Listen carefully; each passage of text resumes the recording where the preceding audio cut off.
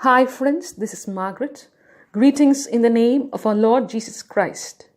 Today's message is about caring. God cares for us in a very unique way. His caring is awesome and can never be compared to the care given to us in this world through various sets of people. He cared for the Israelites that He brought them out of the hard bondage for which they were made to serve under the iron hand of the Egyptians for a period of 200 years.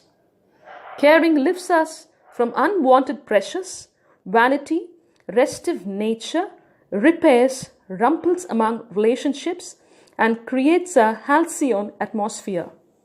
Caring unites all types of people across the globe. When we care for others, we elevate ourselves and become like supreme beings. We get immense self-satisfaction and adoration from others. Mandy Hale said, to make a difference in someone's life, you don't have to be brilliant, rich, beautiful, or perfect. You just have to care. Once there lived a couple who were married for 25 years but were still childless.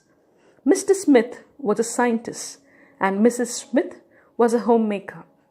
Smith had no time for his wife as he was occupied with researches all the time. His wife Helen was a very beautiful and caring woman, that she was perfect in all that she did. She loved her husband from the bottom of her heart, that she ignored the fact that her husband had very less time for her. But inwardly, she felt very lonely, depressed, and sorrowful, thinking that her life had no meaning without children and it was an empty vessel. One day, one of her niece came home to meet Helen. Helen, without control, poured out her heart to her niece and wept bitterly. Her niece now understood that she was in the beginning stage of depression and it was good to divert her from such crisis. So she said, "I'm feeling very much bored to stay at home and violated my time in useless things. I don't know how you do this. Come, let's go and do some social work so that we be occupied the whole day." Helen panicked and said, "I don't know how you do that." "Come along with me," said her niece, "and we shall go to the nearby home for aged." Helen agreed and accompanied her niece. As they entered the home for aged, Helen's heart melted away for old ones there. She was always worried that she remained barren for a longer time in her lifetime. But these old people, in spite of being blessed with children, are still weeping, thinking of them. Their children never cared or bothered about them. They just simply abandoned them. So she decided that she would adopt a couple or treat them as her own parents. Helen was now occupied all the time.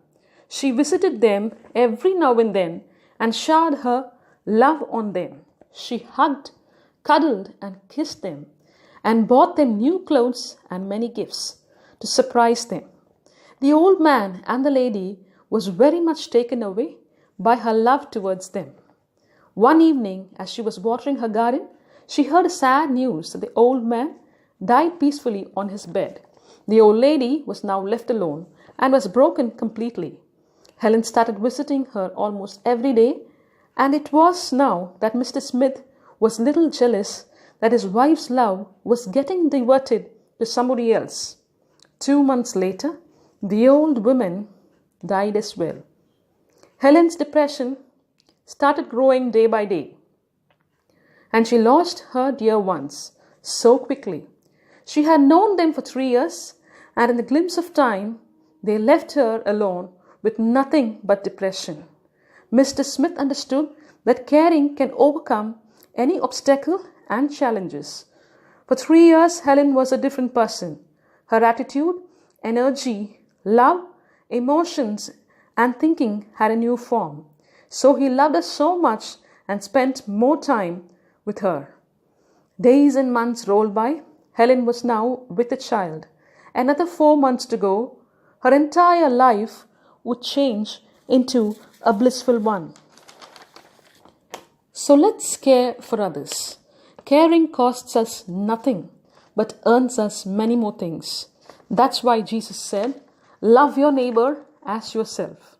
Love does not stand aloof, but it holds its hands with care for perfection.